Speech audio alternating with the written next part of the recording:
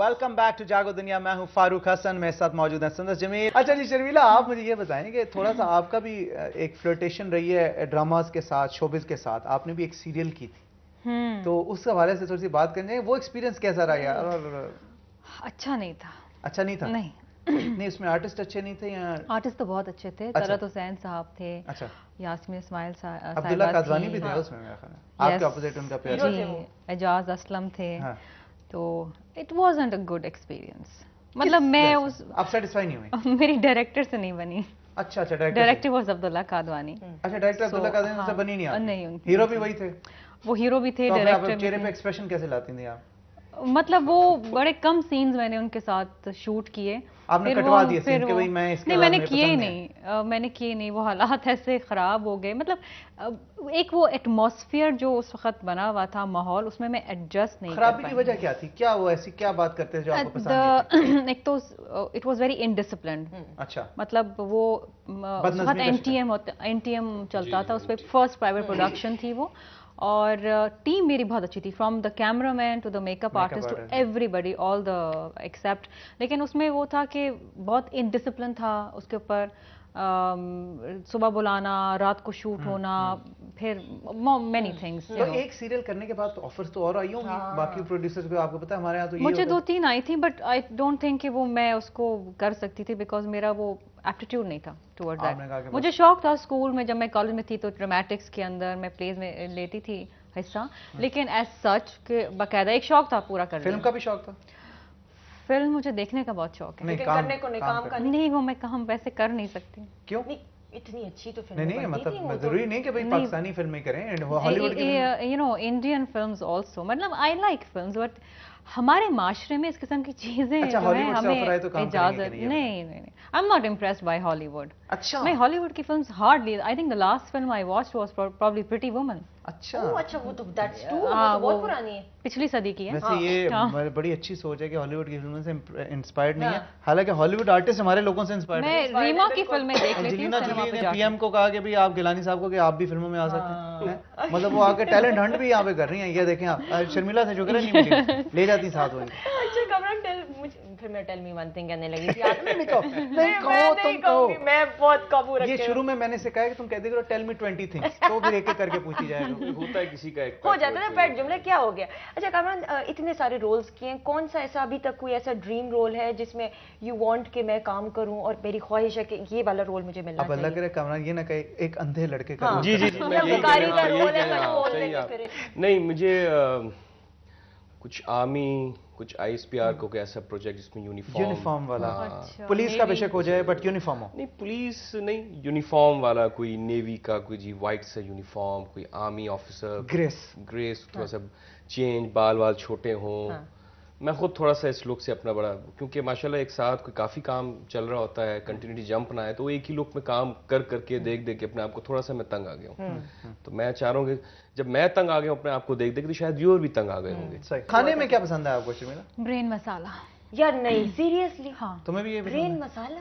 नहीं, मैं मगज दूसरों का ब्रेन मसाला अगर सोचे ना कि आप क्या खा रहे हैं तो अच्छा लगता है।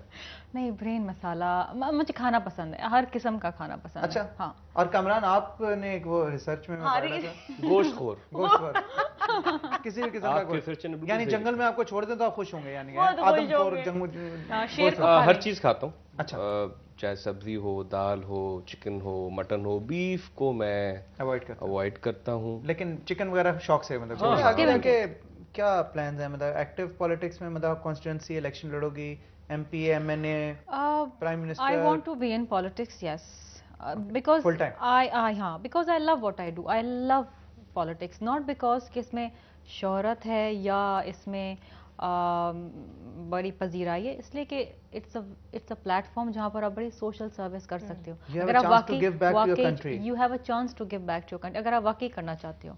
ऑल्दो सियासतदानों का जो एक इम्प्रेशन है बड़ा ख़राब है, लेकिन अगर आप सियासत में अच्छा काम करें तो लोग आपको सराहते भी हैं। लेकिन जमीला ये वेरी ग्रेटिफाइंग, ये आपने बात बड़ी अच्छी की है, and I am sure you mean it from your heart. लेकिन बहुत से लोग, सारे सियासतदान जो है वो जनरली ये कहते हैं कि हम मुल्क की खिदमत करना चाहते हैं। लेकिन अभी जो हमने हाल ही में एग्जाम्पल पिछले 2-2.5 साल में देखे हैं, कितनी एग्जाम्पल्स आई हैं जो लोग हैरान रह जाते हैं कि यार कभी करप्शन की हो, कोई जाली डिग्री की बात हो, तो ये जुमला बड़ा रस्मी सा लगता है। आप what do you say to that? Farooq, मैं ये नहीं कहूंगी कि they don't mean what they say. I am sure अगर वो करना चाहते हैं, सियासत में है तो करते हैं, कहीं ना कहीं एक अपना इंटरेस्ट भी बीच में आ जाता है। लेकिन एक चीज है कि जहां आपने करप्शन की बात करी या आपने जाली डिग्री की बात की, दीगर चीजें जो इल्जामात सियासतदानों पे लगते हैं, सही भी होते हैं, गलत भी होते हैं, ये हर जगह है। If I was a banker, या अगर आप जैसे बैंकर, लेकिन ये दैट्स नॉट द आंसर ना, मतलब कि भाई अगर एक चीज गलत है तो ये यहाँ पे भी सियासतदानों से आपके एक्सपेक्टेशन ज्यादा, बिकॉज आप चाहते हैं कि जी वो रोल मॉडल। हाँ, exactly. लेकिन क्या ये गलत similarly is the case with other profession, चाहे वो लॉयर्स हों, चाहे वो डॉक्टर्स हों, चाहे वो इंजीनियर्स हों, चाहे वो मीडिया के लोग हों। नहीं, लेकिन जो आपने आंसर खुद ही एक्चुअली किया है कि politicians we want, Awam expect करती है कि रोल मॉडल हो, कि जी मेरा जो सियासतदान है, मैं जिस तरह अपने आप को देखना चाहता हूँ कि वो किफायतशार भी हो, उसे अवाम का दुख भी का भी खबर हो, लेकिन हम फरिश्ते नहीं है ना, इंसान फरिश्ता नहीं है। अगर सारे सियासतदान और सारे लोग फरिश्ते होते तो फिर हम सातवें आसमान पे बैठे होते। कि अक्सर इलेक्शन के दिनों में हम देखते हैं पोलिंग स्टेशन पे धांधली के इल्जाम आते हैं कि जी जाली वोट पड़ गए और उसने पहले से प्री रिग्ड था, इंजीनियर था। तो जो लोग जो है ना, स्पेशली जो अपने आप को पढ़ा लिखा तबका कहते हैं, बाशऊर तबका कहते हैं, वो कहते हैं कि जी ये तो पहले से डिसाइडेड होता है किसने जीतना है किसने हारना है, मेरे एक वोट से क्या फ़र्क पड़ेगा।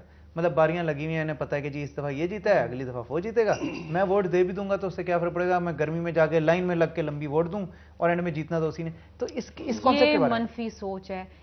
एवरी सिंगल वोट काउंट्स, जिस तरह कहते हैं ना, कतरा कतरा दरिया बनता है। अगर हर कोई, हम कमरे में 4 लोग बैठे और हम चारों ये सोच लें कि जी मेरे वोट से क्या फर्क पड़े, तो 4 वोट कम हो गए ना उस शख्स के लिए। और आप बैठ के फैसला तो कर लेते नहीं, ये कैंडिडेट बेहतर है, ये सही नहीं, इसको जीतना चाहिए। लेकिन इसको जितवाने के लिए आपने अपना वोट दिया, एक बहुत बड़ा टूल है। एंड आई थिंक जो हमारी यूथ है इस वक्त पाकिस्तान में, 65% हमारे यंगस्टर्स हैं जिनको अपना ये एक जो हक है वो अदा करना चाहिए अपनी कौम के लिए, अपने मुल्क के लिए। आपने चेंज लाना है ना, तो चेंज इसी तरीके से आता है जब कौम बाशऊर होती है, जब कौम सोचती है और फैसला करती है कि हाँ जी हमने इसको फॉलो करना है, सही, और हमने इसको फॉलो करते हुए इसको आगे लाना है। It's very important. तो आप basically the system should continue. Basically Sharmila, मेरे ख्याल में जो मुझे समझ आई है वो ये कहना चाह रही है कि सिस्टम शुड कंटिन्यू। ठीक है, एक दफा इंजीनियर हो जाएंगे, 2 दफा हो जाएंगे, तीसरी दफा लोगों को पता चल जाएगा कि यार जो हर दफा इलेक्ट होके आ जाता है गलत तरीके से, वो बंदा गलत है। दुनिया भर में छोटी मोटी रिगिंग होती है, 10, 20, 50, 100 वोट चले गए या कहीं हो गए, कहीं ज्यादा कहीं कम। लेकिन इस तरह नहीं होता कि डब्बे भर के लाके रख दिए। ये जो लोग कौन से जी रिगिंग होते हैं, जो डब्बे भर के लाके, लेकिन इस तरह नहीं होता। अगर देखें तारीख तो ये कॉन्सेप्चुअली हमने ये देखे कि बारियों वाला सिस्टम जो है, अब जब रेफरेंडम हुआ था मुशर्रफ साहब का, तो आप देखें कि मुझे याद है कि 2002 मेरे वाले साहब उस वक्त जेल में थे। तो जेल में 5600 कैदी थे और जेल से 10,000 वोट पड़े। रेफरेंडम 600 कैदी थे और उसमें तो हो सकता है उनके फैमिली मेंबर्स ने भी हर किसी ने डबल वोट डाल दिया। आगे कहा होगा कि भाई आप बेगम आई है, तुम भी यहीं से डाल दो। दिस इज जब आप कहते हैं ना मैसिव रिगिंग, तो फिर ये उस वक्त होती है। लेकिन ये कोई जमहूरी लोग या कोई जो नॉर्मल एक प्रोसेस से गुजर के जो लोग आते हैं ना, एक डेमोक्रेटिक प्रोसेस जिसे आप कहते हैं, वो ये लोग नहीं करते। छोटे मोटे अपने हल्के में कहीं का 1 आध 2 4 पोलिंग बूथ पे थोड़ी बहुत हो गया, लेकिन जो मैसिव रिगिंग होती है ना, वो वही करता है जो एक इक़्तिदार पे आके काबिज हो जाता है। वैसे अभी जो बाई इलेक्शन के जितने भी हो रहे हैं उनमें भी रिगिंग के बड़ा आ रहा है कि वो स्पेशली जो पंजाब वगैरह में पीएमएल नवाज और पीपल्स पार्टी के जो कैंडिडेट सामने हमने होते हैं, तो वहाँ पे दोनों पार्टी एक दूसरे पर सोच सकते हो इस वक्त मीडिया सबसे बड़ी अकाउंटेबिलिटी, एक वॉच डॉग है।